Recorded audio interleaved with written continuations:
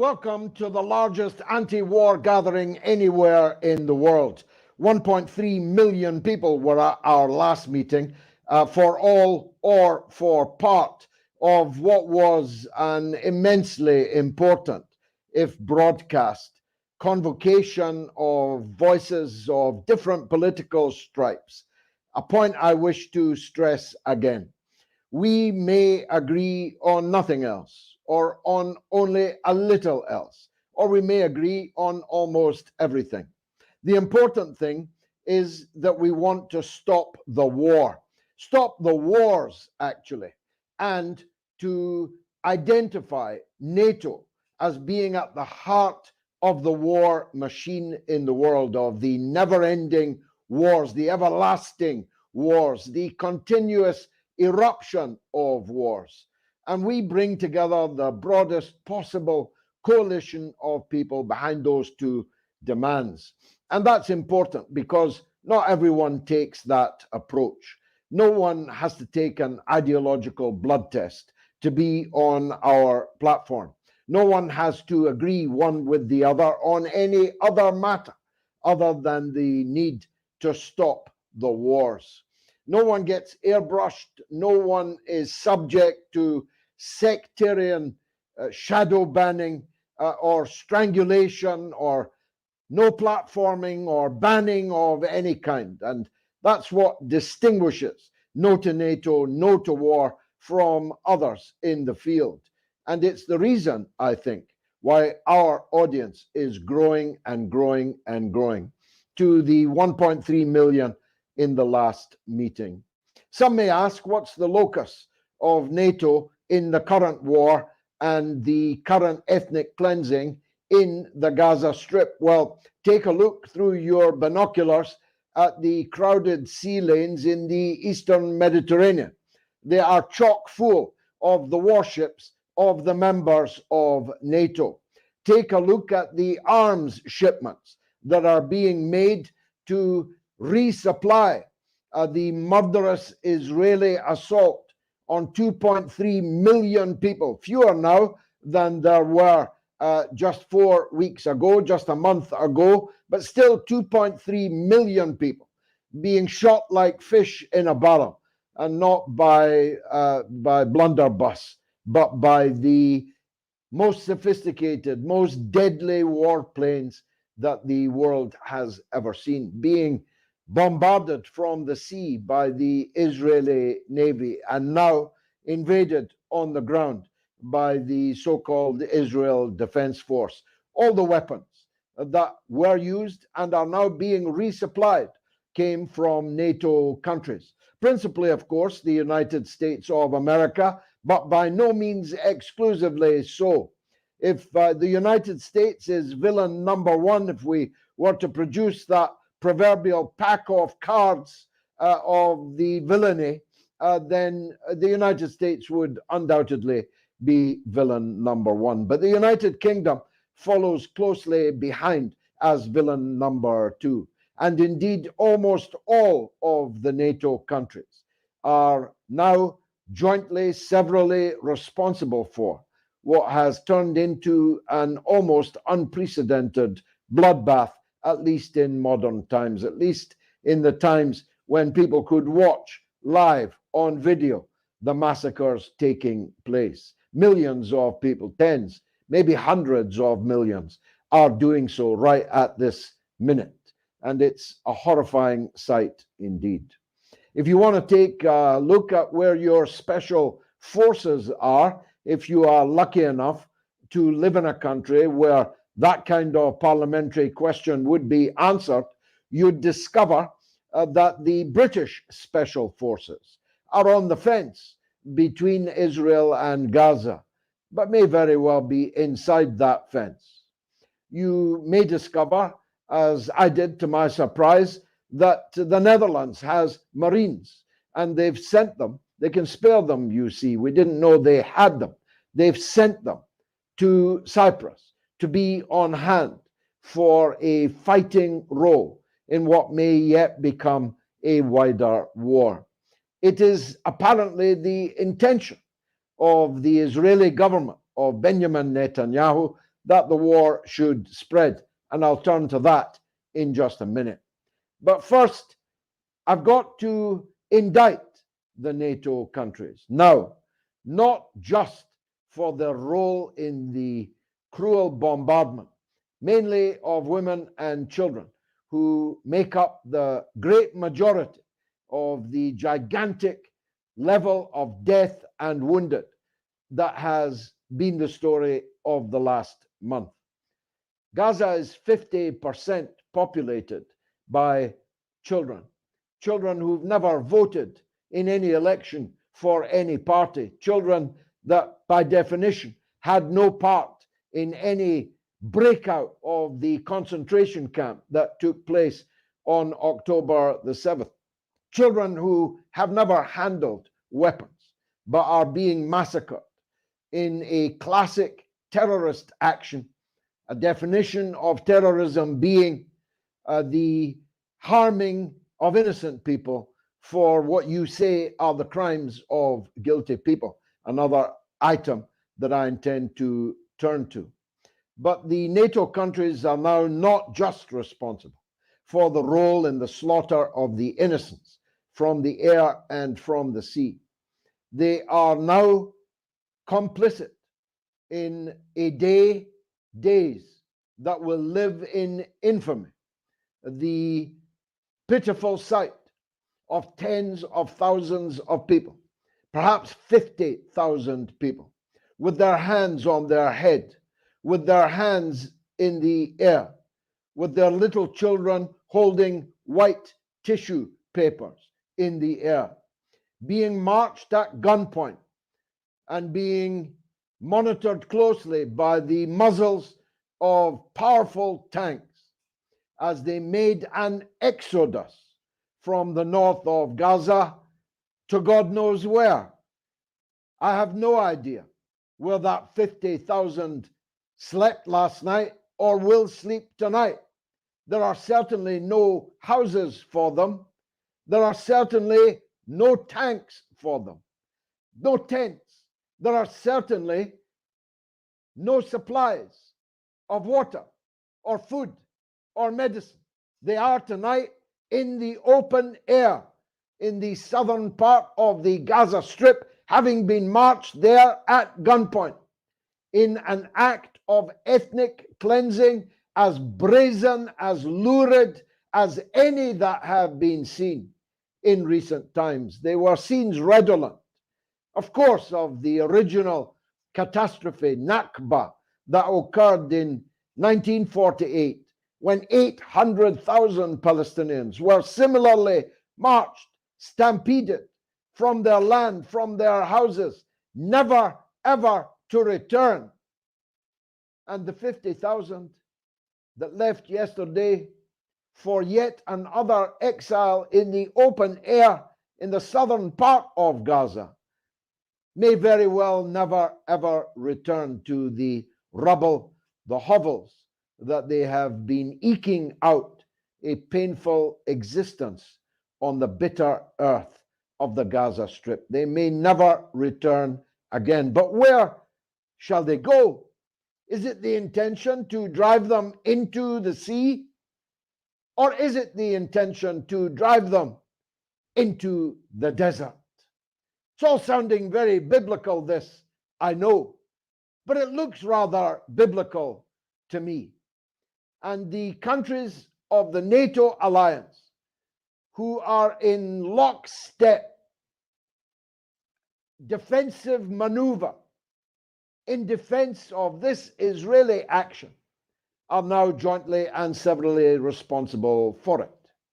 They are responsible for the 10,000 deaths, and now they are responsible for the more than 50,000 refugees that left their existing refugee existence into yet another refugee existence. This is ethnic cleansing. The kind of ethnic cleansing that we were told in the Chicago Doctrine, in the speeches of Blair and Clinton, were the reason for the conjuring up of the so-called RTP, the right to protect. You'll recall it in Yugoslavia. That's the reason NATO entered the war in Yugoslavia, because they had a right, a duty, they said, to protect the refugees that were fleeing from the fighting between Serbia and the secessionist forces in the Kosovo Liberation Army. Well, what about these refugees? Who will protect them? Who will even ask for, never mind demand, a ceasefire so that water and food can be given to the condemned men, women, and children before they are later slaughtered? As Professor Finkelstein put it, the fattening of the pig, or as someone else put it, the giving of a cigarette to the man stood before the firing squad. Even that has not been demanded by the leaders of the NATO powers. In fact, Joe Biden this afternoon was asked, what are the possibilities of a ceasefire? And he answered brazenly, none, no possibilities. So there we have it. There is no possibility, according to President Biden, of this coming to an end, even temporarily, for the supply of water to a population now dying of thirst, dying of hunger, dying from bombs and bullets and missiles and shells. I tell you, we've never seen anything like this.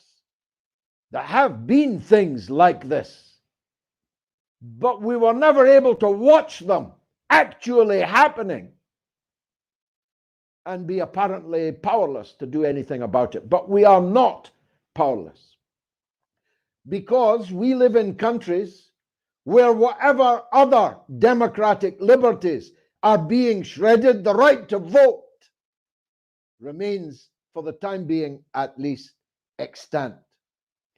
And the Dutch government has to be elected in 10 days' time. There's almost certainly an election coming in Portugal. There's an election coming in Britain, and there's an election coming in the United States of America.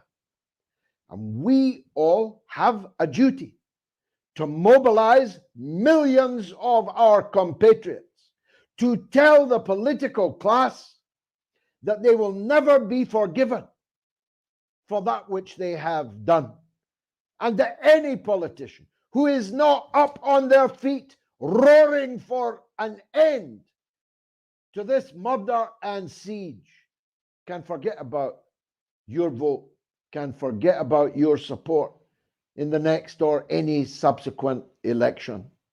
That's kind of all we've got left. The threat to our political class that they are not doing this in our name, and up with it, we will not put, at least not willingly, at least not quietly. Well, the gathering of speakers that we have in this No to NATO, No to War meeting this evening is certainly not quiet. Their eloquence and their courage in facing up to the slings and arrows of outrageous smear, which is the fate of those of us who have long stood for Palestinian rights, is something to behold. None more so than our first speaker this evening, my former parliamentary colleague, one of the first living martyrs to the weaponization of the foul smear of anti-Semitism, is Chris Williamson, a distinguished member of Parliament, and I'm proud to say now with me a member of the Workers' Party of Britain. Chris Williamson, the floor is yours.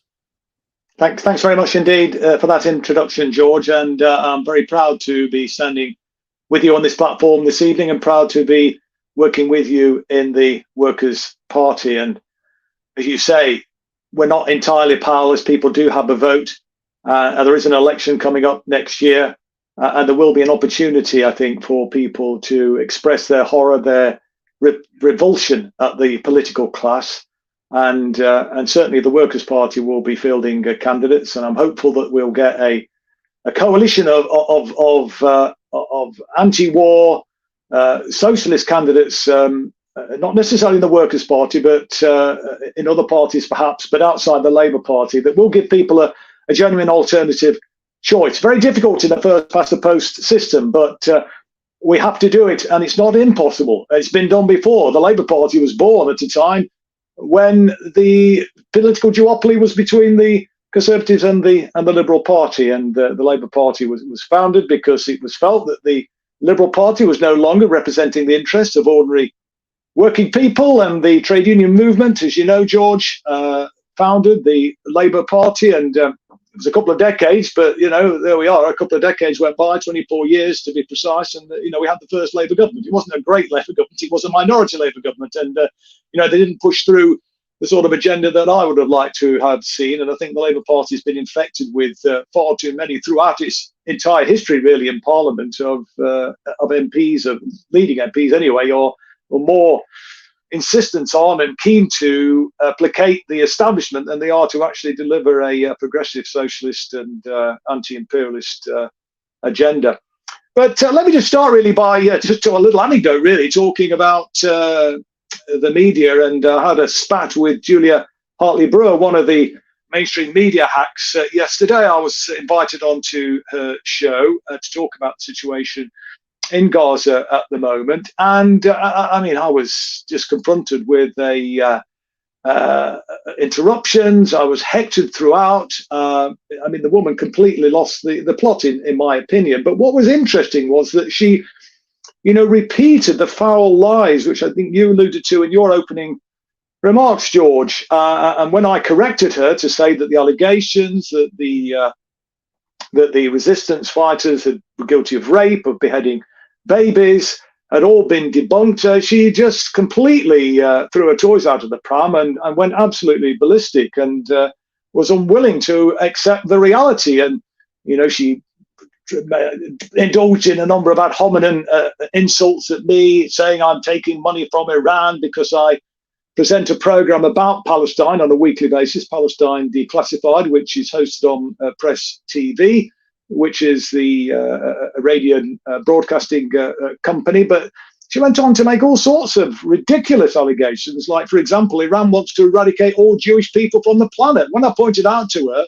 or when I asked her, should I say, where the biggest Jewish population lived outside Israel in the Middle East, she didn't know. And when I pointed out that it was actually in Iran, she didn't have much to say about that. But the point is that she was kind of portraying, this sort of ridiculous caricature of the Palestinian resistance as savages, and making all sorts of assertions about the savagery that they allegedly inflicted on the people when they made that incursion into what should be Palestine.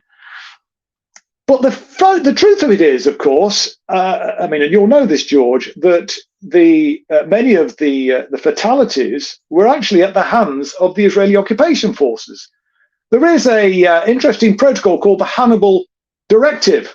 It's an official protocol that has been adopted by the Israeli military for some years, and it's basically to ensure that hostages are never taken, even if that means killing your own people. And it seems to me that the Hannibal Directive was invoked on this occasion, because when some of the resistance fighters were holed up in some of the buildings on that kibbutz with some of the Israelis there, they were fired at by tanks, and the destruction was obviously by the tank shells. And these were then shown as if it was the resistance fighters that were responsible for these terrible scenes. But of course, that wasn't the case. So similarly with the vehicles on the roads, as the resistance fighters were taking some of the people that they captured, back to Gaza, they were taken out by Apache helicopters in airstrikes. So this is something, which the corporate media just simply are unwilling to actually talk about, with the notable exception of Al Jazeera. And that's why it's so uplifting, so good to have. Well, great to have Al Jazeera, of course, but it's great to have these alternative independent media platforms. Yours is an excellent one, George, of course, with your multi-million viewership. But there are many, many other smaller ones as well, a plethora of them.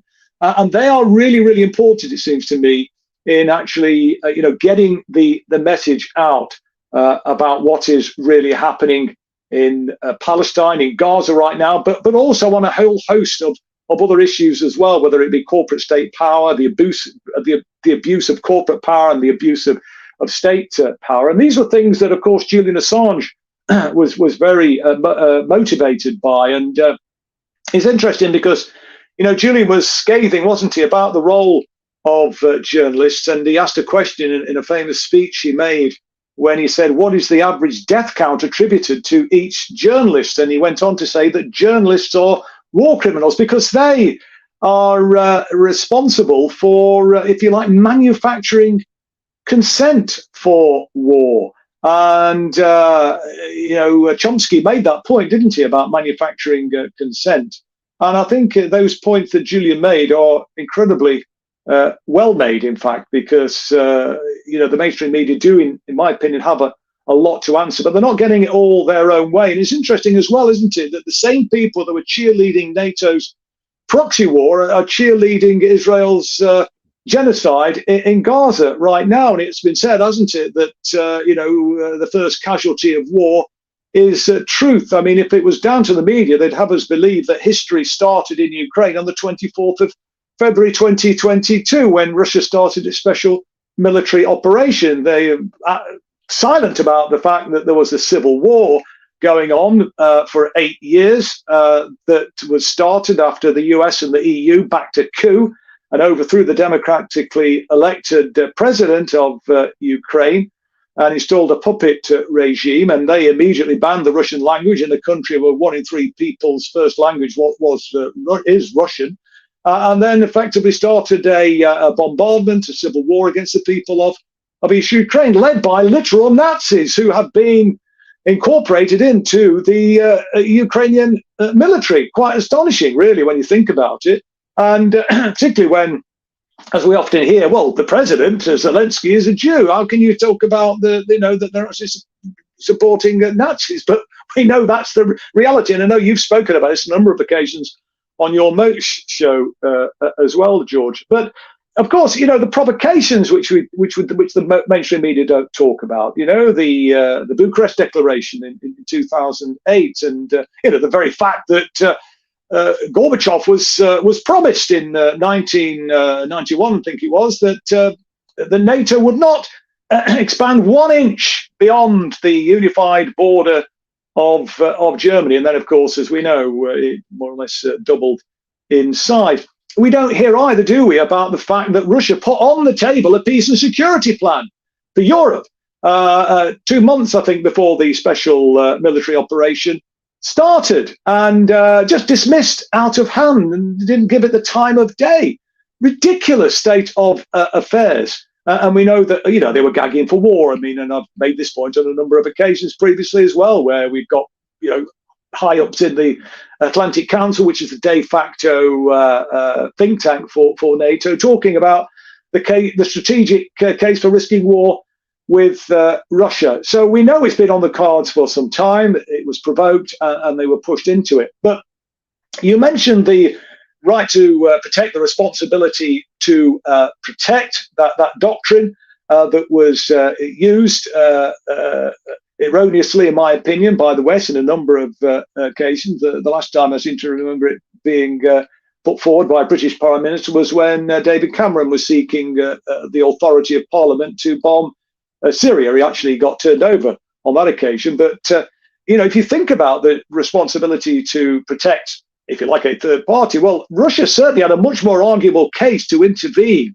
in Ukraine, when you consider that 8,000 people had lost their lives in the 8-year war that Zelensky's military were amassing on the border of the Donbass just before the special military operation, ready for a huge onslaught. But there's been effectively a media blackout about all of that. And so we've been very, very badly let down, it seems to me, by the corporate media who seem to take their orders from NATO. And as far as, history beginning on a certain date, when you look at the way in which the media are covering the situation in Palestine right now, in Gaza at the moment, it's as if, nothing happened before the 7th of October when the Al-Aqsa flood incursion took place. And we've, all about these lurid accusations, which, as I've already mentioned, have been debunked. But, no talk about the 75 years of oppression and terrorism that's been inflicted on the Palestinian people since Israel was established in 1948, and of course then expanded still further in 1967 in that war that took place at that time. And then they occupied and continued to illegally occupy the land that they took at that point in time. That's over 50 odd years now, isn't it? It's got a lifetime for many people. And pogroms which are going on. I mean, often we talk here about pogroms, about Jews in the past being subject to pogroms. But, these illegal settlers in the West Bank, we're not hearing much about that. If you listen to these independent media platforms, if you listen to Al Jazeera, you will hear about it. But there's a lot of oppression right now and violence going on in the West Bank as well as in Gaza. I mean, the scale of loss of life is nowhere near as great. But nevertheless, I think it's 170 odd Palestinians have now lost their lives at the hands of these crazy illegal settlers and the Israeli military, which often, are supporting and assisting in these pogroms, which are now taking place on a regular basis, and people are being snatched by the Israeli security forces on a regular basis, snatched off the street, being taken into administrative detention. I think there's over 2,000 people now in administrative detention, and that number's rising all the time, being thrown into Israeli dungeons with no due process, no charge, and they can be kept there for years on end. And what's that if it's not a hostage situation? And, people say, Julia Hartley-Brewer, for example, was talking about the hostages that are being held by the resistance in Gaza at the moment. Well, Hamas has made it clear all of these hostages that they took can be released in exchange for the hostages that Israel has. That seems to me a reasonable deal. But again, we're not hearing this from the mainstream media. One of the things that really shocked me, and I shouldn't be shocked really, given what we know about Zionism, but the Mizkav Institute is saying that they can use the situation in Gaza right now. And indeed, they published a report only recently, actually, effectively talking about a final solution to completely evacuate the entirety of Gaza. Wipe them out, as you were saying, George, push them into the desert, push them into the sea, push them anywhere, but basically to free up Gaza for use by Israel. And what the media is doing is running cover for this genocidal, appalling regime that we have in Israel right now. But the genocide that was spoken of by the Mizkav Institute, I mean, it's been part of a grand plan, hasn't it? I mean, if you think back in time, David Ben-Gurion, the first prime minister of Israel, wrote a letter in 1937 saying that we'll expand, these are his words, we'll expand to the whole land of Israel, as he put it. They kind of accepted those borders in 1948 on sufferance, if you like, but always the intention was to expand well beyond that to, as he said, the whole of the land of Israel, basically to the whole of Palestine. But if we think the corporate media, more than all of Palestine, Chris, they intended, if they can, and who knows if they will in the end be able to expand into all of Lebanon and all of Jordan. They believe that all of that is part of their greater Israel. I'll stop you there, Chris, because of the other speakers. A very, very powerful address. I thank you for it. I want to bring in the second speaker, David Clews of Unity Network News, who has also been facing the slings and arrows, albeit from a different political constituency. He's one of those who has actually remained true to the attitude struck over the last few years by some of the people now attacking him. He stands up for freedom of speech. He stands up for freedom of assembly. He stands up for the protection of the liberties which our fathers and grandfathers fought for in 2 world wars. And we commemorate that, David, don't we, on this Saturday and Sunday. Welcome, David Clews, to the No2Nato, No to War meeting this evening. Well, George, thank you very much for such a kind introduction, and it is always a pleasure to be with you. And yes, these are important things, the freedoms and liberties that were fought for, that are so far away and removed from what we once had. And as you said correctly, when the event started on October the 7th, I remembered vividly back to March 2020 with the terror that people were put into over videos of people dropping dead on the streets of China, which proved to then be untrue.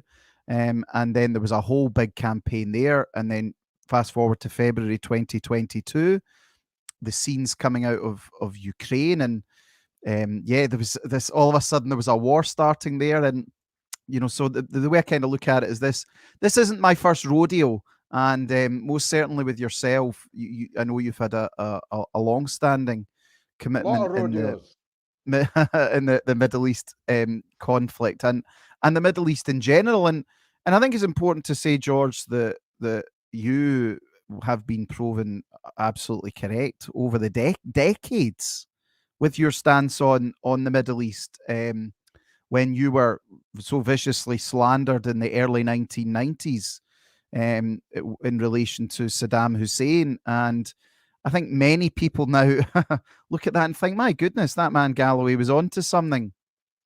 Then the same with Colonel Gaddafi as well, President Bashar al-Assad, the way they unsuccessfully managed to remove him. And it's all part of the same nexus. It's all part of the same thing.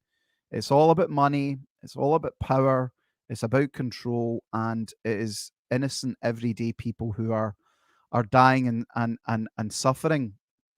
And I think it's interesting because, you know, my politics, what we talk about, I sometimes don't go in for the left-right divide, but some people would say it was to the right. But what happened was you had maybe 2000 September 11th. So for about 5 years, you had a real fervor, and you had a clash of civilizations rhetoric, all of that kind of stuff. That this was the West versus the barbarists of Islam, etc., etc. And then what happened was that kind of died down, and then the counter jihad movement appeared in the West, which was again pushing it.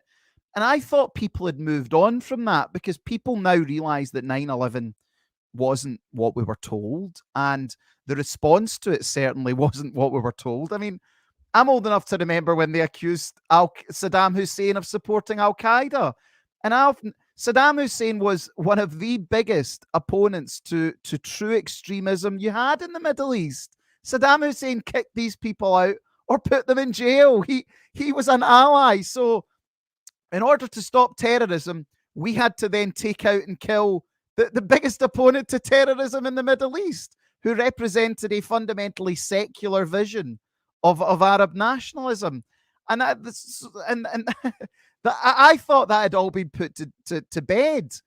And then what happened on October the 7th was all the old talking points just came rolling back out again. And Trump's pushing it, Biden's pushing it, everyone on the right in Britain, Nigel Farage, Richard Tice, Katie Hopkins, Tommy Robinson, miraculously back on the scene on Twitter. Not that I'm against that, as you said. I do believe in free speech, and he should be there. But this counter jihad narrative was dead in the water. People were talking about they were exposing the deep state, but all of a sudden their brains have just gone back to sleep again. I just can't. I cannot fathom it out. But there is and I think what I would say to people who are looking at people like Nigel Farage, etc., who are really, and their behaviour's been disgusting.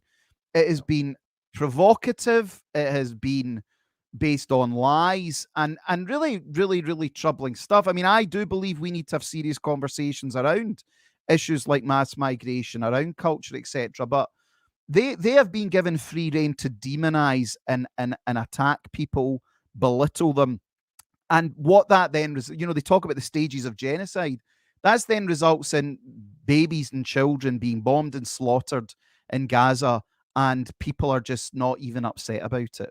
And I am just utterly disgusted by that somehow it's acceptable. And then the other one, people turn around and says, oh, well, Hamas did it, so Israel have a right to respond. Well, as Chris quite rightly pointed out, and as I've been saying, the October the 7th narrative is wrong. It is based on lies. We don't know what happened on October the 7th, but what we do know is that the Israeli government has media contacts and a unit, the Hasbara policies, that puts out these lies. So many of these things have been debunked. The 40 babies beheaded. There was an article today in the only people that are reporting on the lies of the Israeli government are in Israel. The Israeli, because Netanyahu's not popular. The Western media aren't covering it. So that then allowed them to facilitate, as you quite rightly point out, is amounting to ethnic cleansing. It is just beyond any morals. Now, Israel as a supposed state or in the UN, etc., has rules of engagement, has to follow international law. They have broken all sorts of international law, everything. And what they've done is they've taken a lot of people who would have been supporting Israel or who would have had sympathy for them, who are now utterly disgusted by them and just see them as beyond the pale. And they should really be beyond the... What they're doing is just never acceptable. Killing children like this, deliberately targeting civilians. It's just, to think that we're here in 2023 and this is going on is just disgusting. But then what the opposition will turn around and say is, but look at what Hamas did. Well, what did they do? What they have done is not what Netanyahu and Likud are telling you they have done. There is a fog of war. Well, David, the truth of what happened on October 7th is beginning to emerge, and you are right to identify that it is emerging not from the Western press, but from the Israeli media and from the Israeli public, who are a switched on and internet savvy public. And the latest revelation is the actual footage from the Apache helicopters that were machine gunning people and vehicles at the festival, the music festival, where people were dancing almost within earshot of the anguish behind the wire in the refugee camp, the concentration camp called Gaza. A very significant number of people were killed on October the 7th. Most of them were Israeli military and security forces. Don't take my word for that. Take the word of the Israeli media for that, who've now published the names and rank and serial number of the 2/3 of the casualties who were Israeli military and security forces. And of the remaining 1/3, it is becoming more and more clear, as hostages told us from the beginning, that many of those, maybe most of those, were actually killed in pursuit of this Hannibal doctrine by Israeli armed elements themselves. Now, there were no rapes. That's just a brazen lie. No evidence has been adduced in 4 weeks of propaganda war to in any way justify that slander. There were not 40 beheaded babies. There's only one baby dead on October 7th. One. Who killed that baby is not yet at all clear. These lies have fueled a genocide. And those who keep repeating them, even when they're being debunked by Israeli people themselves, have a lot to answer for. David, I'll come back to you.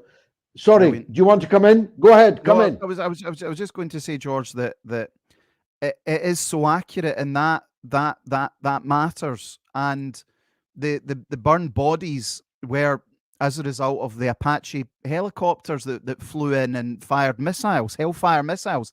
They're called Hellfire missiles because they create a hellfire situation, and they have total control over it. And as you say, I knew something was wrong that day, that this wasn't real. And it's just come out as well today that media from Gaza accompanied the Hamas during their incursion. Therefore, if they knew it was going to go on, are you honestly trying to tell me the Israeli security apparatus, which is one of the most effective, the biggest in the world, didn't know? They just they just went to sleep all of a sudden. And again, I think we know that there, George, that people knew what was happening, and there was a blind eye turned to this to facilitate what we have.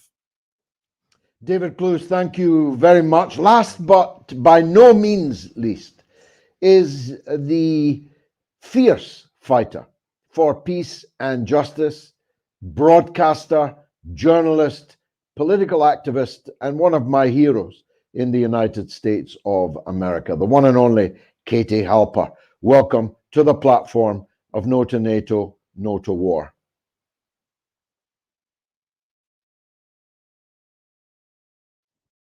Katie, I think you're muted. Sorry, what a metaphor for corporate censorship when it comes to this issue. Go ahead. But thank you so much for having me. I am here because I want to make it clear that NATO, the United States, and Israel do not represent me as an American and as a Jew. Israel likes to claim that it makes Jews safer. And as a Jew, I want to say that Israel does not make me safe. Israel makes me sick, and Israel makes me less safe because they are committing crimes against humanity in the name of Jews. Luckily, they don't actually speak for Jews, but of course they claim to. And Jews who speak out against Israel's crimes are the Jews who make me feel not only in good moral company, but also who make me feel safer. So the horrific images coming out of Gaza have shocked even those of us who follow the occupation and have been following it for years. The wiping out of entire families, the bombings of hospitals, and the clear attempt at ethnic cleansing and current ethnic cleansing of the Palestinian people. They are carrying out a genocide as we speak right now. And I'm ashamed that my government decided to censure the only Palestinian American member of Congress for daring to say that her people are human beings who don't deserve to be slaughtered. She is in good company, though, because the only other member of Congress ever censured was Joshua Reed Giddings, and he was censured for daring to speak out against slavery. She's also being supported by countless Americans, as well as citizens of the world who are up in arms that members of Congress are allowed to from the floors of Congress and the halls of Congress, they are allowed to compare Palestinian civilians to Nazis. They are allowed to celebrate Palestine being, quote, flattened into a parking lot, end quote. Nothing happens to these members of Congress. Nothing happens to the members of Congress who are supporting genocide. It's only the member of Congress who dares to call out genocide. I was fired and banned by The Hill in the fall of 2022 over a monologue I had written for a show there called Rising, which I had appeared on for over a year. I made a weekly appearance there. And in this monologue, I defended Rashida Tlaib and her claim that Israel was an apartheid state. And I laid out why Israel was an apartheid state. And for that, I was fired. And I would do that again because I stand with Rashida Tlaib. And I continue to stand with her as she's slandered and smeared for having a moral compass. It's painful today, but at least today there is a national day of action. While the New York Times may explain to us again and again why we should understand anti-Zionism as anti-Semitism, which, by the way, is an anti-Semitic trope, which offends me as a humanitarian and an internationalist and a Jew, the idea that all Jews blindly support the state of Israel, that is an anti-Semitic trope that leans into the dual loyalty stereotype, and it's an extremely dangerous one. And I'm offended by that conflation of anti-Semitism and anti-Zionism, and I think it's telling that the people who use the term anti-Zionist, the people who use the word Jew and Zionist interchangeably are raging anti-Semites who use those terms as if they're the same thing. And then the government of Israel, AIPAC, and the Anti-Defamation League, all those people, they should know that they're in good company with raging anti-Semites who also present Jews as Zionists, without question. And everyone who has been out at these protests have seen the vocal, vociferous presence of anti-Zionist Jews like me. I lost family members in the Holocaust. I also have family members who were killed fighting fascism in the Spanish Civil War and in World War II. I have family members who moved to Israel after the Holocaust, and I attended the Jewish Voice for Peace protest that shut down Grand Central Station last month. I joined the protest in front of Chuck Schumer's house, where brave people were arrested. People were arrested at the Grand Central Station protest. Also, I joined the protest which took over the Statue of Liberty just on Monday. And when I'm there, I'm so heartened to be there with college kids pushing for justice in Palestine, old cantankerous anti-war activists who know that the term war crime is redundant, and Holocaust survivors themselves who say never again for anyone, never again is now, ceasefire now and not in our name. And we're watching the brutal government of Netanyahu try to wipe out a people, but around the world, from huge demonstrations internationally that are too big to prohibit, to shutting down Grand Central Station and the takeover of the Statue of Liberty, there are Palestinian brothers and sisters and Jewish grandmothers and grandfathers, and we're all in this together. They're trying to bomb something else in Gaza. They're trying their hardest to destroy the concept of an international law, a system of justice that extends beyond borders and states, that says there are crimes against humanity that we all must reject. Yesteryear, we had the Bush administration fighting the idea of an international criminal court. Today, we have Biden saying there is no chance for a ceasefire. That's some beautiful bipartisanship. There's a lot to criticize about the international system of justice or injustice. It is applied unfairly. It is a flawed system. Who is in the docket of The Hague? George Bush, Bill Clinton, Obama? How many weddings do you have to drone to get sent to The Hague? But something else has to be remembered, and something else will emerge from the sorrow and the grief. The international system of justice was created in the shadow of the Holocaust, and it was a human attempt to have a fair way to protect the oppressed from the awful powers of states hell-bent on ethnic cleansing and genocide. But what else was created out of the shadow of the Holocaust? NATO, a military alliance hell-bent on dividing and conquering the world. You do not have to look far into the history of NATO to see the fingerprints of veterans of World War II, the presence of veterans of Nazi Germany. This isn't a theory, it's history. And as one of the speakers mentioned, people will push back on the claim that there's a Nazi presence in Ukraine's government by pointing out that Zelensky is Jewish. But that doesn't mean there is no anti-Semitism there or Nazism there, just as having Obama, the president of the United States, did not get rid of racism. But there's also another history that emerged that we can reconnect with, and that's the history of anti-colonialism, of international solidarity, of socialists, Jews, and Arabs in the belly of the beast and across the global south, looking at each other in recognition of our shared humanity, in solidarity against this terrible crime, building together the world we all deserve in this movement and in this moment. We are all Gazans. Their pain is our pain. And Gaza makes it clear that NATO governments have no moral standing whatsoever. Just as NATO is complicit in the genocidal ethnic cleansing and wholesale slaughter of Palestinians, NATO is complicit in bloodshed in Ukraine. While NATO countries don't even pretend to care about Palestinians, they claim to care about Ukrainians, and yet we all know that that isn't true. If these governments cared about Palestinians or Ukrainians, they'd be calling for a ceasefire.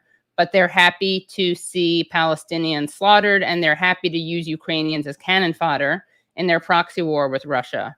If they cared about Ukrainians, they wouldn't have poked the bear. The United States wouldn't have sent their errand boy, Boris Johnson, to scuttle negotiations between Putin and Zelensky in March of 2022. And I just want to add another thing, which is that there are reports that Zelensky is, quote, delusional and, quote, verging on messianic, end quote. And these aren't Putinist talking points. These come from Zelensky aides and Zelensky cheerleaders. So Simon Schuster wrote this fawning article about Zelensky, naming him Time Magazine's Person of the Year at the end of 2022. He wrote a follow-up at the beginning of this month, and Schuster describes Zelensky as, quote, hardened into a form that worries some of his advisors. He also describes Zelensky's faith as immovable, verging on the messianic. And one of Zelensky's closest aides tells Schuster he's, quote, delusional, we're out of options, we're not winning, but try telling him that, end quote. Just last night, South Carolina Senator Tim Scott and presidential candidate for at least another few weeks said at the debate, the Republican debate, I believe that ultimately we should make sure that the president of the United States, what is America's national vital interest in Ukraine, sees what America's national vital interest in Ukraine. It is actually in degrading the Russian military. We have been very effective using our resources and our weaponry and the incredibly high price of Ukrainian blood to achieve that objective. Every day we get closer to the degradation of the Russian military, end quote. That is what he said last night, and that is the logic of NATO, degrading Russia as America's adversary with European and U.S. bullets and Ukrainian blood. The rank hypocrisy of the West is clear in how they talk about genocide. Civilian deaths in 1 month of Israeli attacks on Gaza top the entire deaths of Russian-Ukrainian war toll. 10,022 Palestinians have been killed by Israel since October 7th, compared to 9,806 people in Ukraine since February 24th, 2022. And I want to be clear that I lament every death, whether it's in Palestine or Ukraine, but the West doesn't. My president throws around the term genocide when it comes to Ukraine, but refuses to use it where it's actually happened and is happening. And don't take my word for it. Listen to the Israeli historian and Holocaust studies expert Ross Siegel, who describes Gaza as a textbook case of genocide. Listen to Craig McIver, who I had on my show, the Katie Halper show, earlier this week. He's a human rights lawyer and was a top UN official who resigned from the UN over its failure to protect Palestine from what he also describes as a textbook case of genocide. Going back to Gaza, my president, Joe Biden, has said there's no possibility of a ceasefire. So I say to Joe, good luck in the next presidential election because you're going to need it. Katie Halper, outstanding, and thank you. Please stick around because I'm going to give everyone a last word. Chris Williamson, Katie describes there the enormous eruption of support for peace and justice in Palestine, with American Jews right at the front of it, right in the leading edge of it. Huge demonstrations have taken place, not just in London, but all over Britain. And there's another big one coming up on Saturday. Speak to that, please. Absolutely, George. I mean, the outpouring of support for the Palestinian people is absolutely unprecedented. And, you know, we're looking at the biggest anti-war rally, maybe the biggest rally actually ever since the rally against the Iraq war in 2003. Of course, at that time, we weren't successful in stopping the war from going ahead. And I know that you were leading the charge on that, George, and did more than I think anybody else to try and prevent that war from happening. And I think a lot of people were demoralized, actually, after we'd mobilized so many people onto the street to oppose that war. But I get a sense that the strength of feeling is even stronger now. Maybe that's because people are more aware now of what's happening. As you were saying, people are actually able to see in real time this genocide taking place before our very eyes. That's something we've never ever been able to do in the past, and that, I think, is driving the revulsion and the huge disconnect that there is between the political class and the people. And that's not just in this country. It's not just in the United States of America. It's right around the world. It's not just in the global south. It's everywhere. And whilst, we hear people say, well, we've got all this support. Netanyahu says there's all this support from the United Kingdom, from Germany, from France, from the United States. He might have the support of the political class. And yes, they have the levers of power at the moment, but they don't have the support, it seems to me, of huge swathes of the general public. We know, for example, in the United Kingdom, when Britain shamefully used its veto along with the United States of America to veto a ceasefire resolution at the UN Security Council, 76% of the population want a ceasefire. And we're supposed to live in a democracy. What in God's name is going on when the strength of feeling is so strong and the political class are just riding roughshod over that? And I just sort of, think back to, obviously, when you were in Parliament, George, and other great anti-war voices like Tony Benn and others.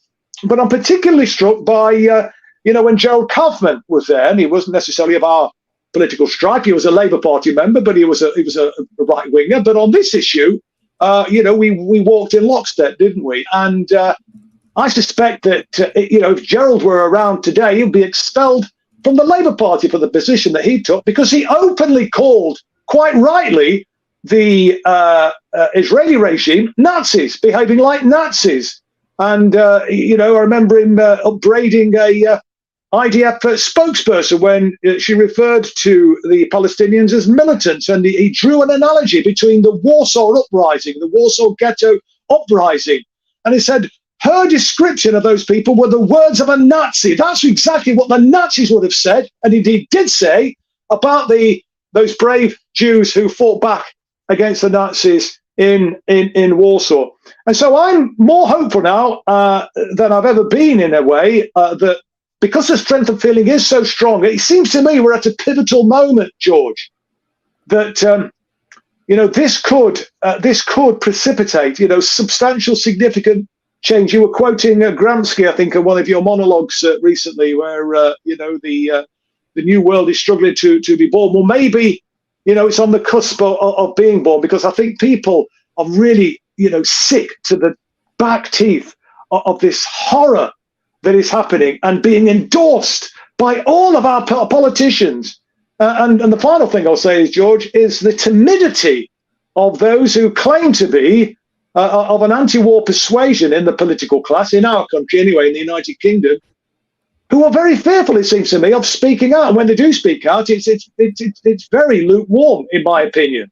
It's very, very well talking the talk, but they don't walk the walk when the going gets tough. And it seems to me that people, claim to be on the left inside the Labour Party are more concerned about hanging on to their parliamentary careers than they are for actually standing up for what's right. And when you have a political platform, George, as I always used to say when I was a member of Parliament, and I know you followed this maxim, is you have to use that. You're, in my view, morally obliged to stand up for what's right, to stand up for what you believe in. Because what is the purpose of having a political platform for if all you're going to do is feather your own nest? And so we've got to put pressure on these politicians and make them understand. And I'm so pleased that this march is going ahead at the weekend, and that they didn't actually succumb to the huge pressure that was put on them. The Home Secretary writing round to every single chief constable in the country, talking about arresting people who champed from the river to the sea,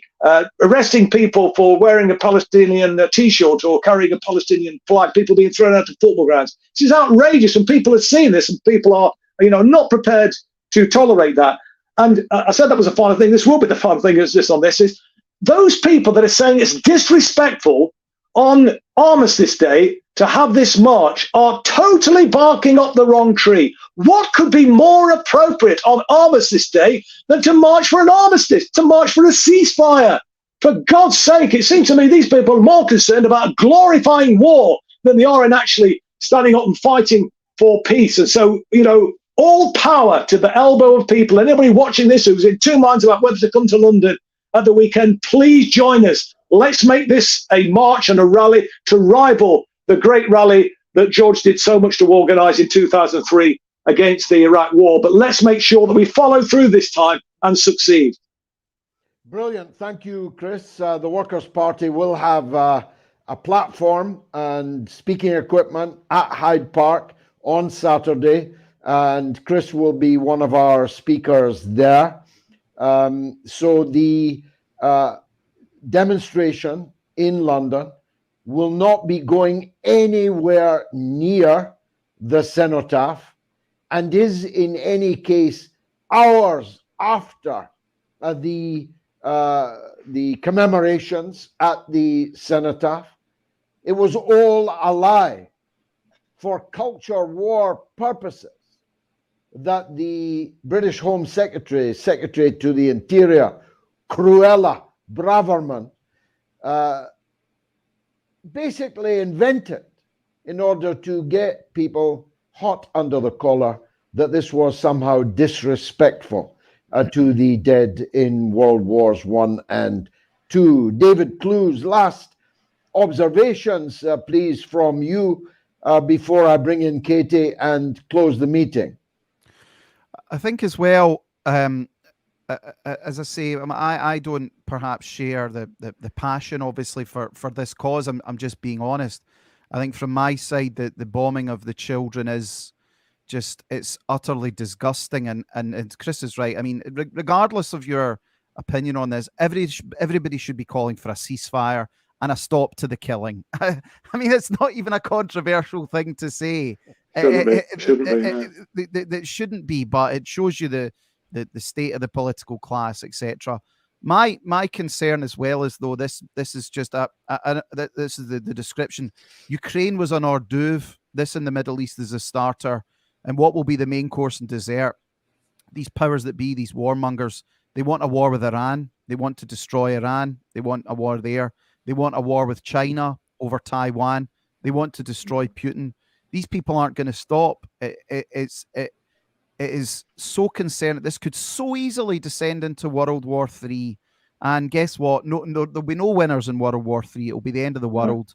It'll be the end of humanity. So this really isn't a time for hysterics or nonsense, because this could spiral. This is very, very similar to the start of World War I, the way that just came out of nothing. No reason for it at all. And likewise, we've been talking as well about this ship build-up in the Middle East. How many wars have started over the sinking of ships? How many people, the Lusitania in World War I, the Gulf of Tonkin incident, which turned out to be a lie, as did the Lusitania sinking, the sinking of the Belgrano, of course, and the Falklands War. Sinking of a ship is a very emotive thing. NATO are putting all these ships in the Eastern Mediterranean directly in firing range of Hezbollah anti-ship missiles. So, I'm hopeful this won't happen, but don't put it past that, how unfortunate Hezbollah have blown up one of our aircraft carriers, and now we have to go to war with Lebanon, we have to go to war with Iran. Never ever underestimate the sheer levels of evil, the likes of Lindsey Graham, John Bolton, all these. I mean, these people are lunatics. These are lunatics. It would be like taking a mass murderer out of prison and putting them in charge of foreign policy. No, we need to have intelligent, smart, reasonable people who yes, we will disagree. Yes, we will have falling outs. I am not a believer everyone lives happily ever after. But if we can just do our best to ensure humanity isn't wiped out, That would be a start. So please, That let's would be a start. pull it back. Yeah. David, thank you very much indeed. Katie, last word from you. As David put it there, two shafts of light there from David Clews. Calling for a ceasefire oughtn't to be all that controversial, and avoiding humanity being wiped out ought to be a commonplace shared by everyone across the political class. But it isn't. Neither is. Right. I think it speaks to the mania and ideological insanity of these people who, on both issues, you're right, that if they were even self-interested, or if they even were interested in the things they claim to be interested in. So in the case of the ceasefire, I have no delusions that the people running our governments couldn't care less about Palestinians. That's clear to me, and it's lamentable and it's outrageous, and we need to expose that every chance that we can, that these people are dehumanizing an entire group of people. And these people who claim that the Nazis are this unique evil should be looking at the language that they're using to describe Palestinians and compare it to some of the Nazi language that was used to describe Jews.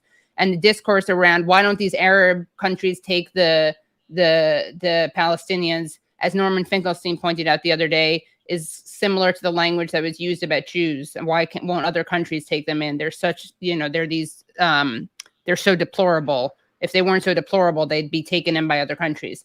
But the other thing is that these absolute either idiots or cynics who don't call for a ceasefire, who say release the hostages now, as if Hamas is going to be listening to Amy Schumer or Michael Douglas or whatever idiot celebrity signs a petition saying release the hostages now. The only power that these people have, these American celebrities have, potentially could be making demands of the United States government or of Israel. And they claim to care about these hostages. Israel doesn't care about Jewish life. They claim to. Obviously, we know that. We know they don't care, couldn't care less about Palestinians. They're trying to ethnically cleanse them. They're murdering them. But they don't even care about getting out these hostages, because if they did, they'd negotiate, or they certainly wouldn't be bombing the buildings that they're in. And we're going to learn, I'm sure, just how many Israelis and hostages were killed by the IDF. I'm sure they're going to try to cover it up, but eventually it will come out, and we'll know that all these people wasting their voices to saying to Hamas, release the prisoners now, when they could be saying, U.S. government and Israeli government, actually get these prisoners released, or at least stop killing them in your bombings. These people are total wastes of space. They can't even do their own racist, eugenicist politics correctly, because they're too stupid to even do that. They don't even know how to save Jewish lives, because they're either idiotic or they're cynical. And the same thing with a ceasefire in Ukraine going towards World War III. People like Lindsey Graham, John Bolton, these people have death wishes, and they should all locked up and sharing a cell together. They could share with Amy Schumer and also her cousin Chuck Schumer. That would constitute cruel and unusual punishment. Exactly. To all the people. Which is outlawed in your constitution. Right. Thank you very much indeed, Chris Williamson, David Clews, Katie Halper, and all the people behind the scenes that made this public meeting possible. And thank you to the audience for sticking with us and asking you, the audience, to spread the message of this meeting here and no to NATO, no to war, far and wide. 1.3 million people watched the last meeting. Let's beat that this time. Take responsibility for spreading this footage to as many people as you possibly can. We'll be back, because the war and NATO are not yet going away. I've been George Galloway. You've been a terrific audience. Thank you for joining us.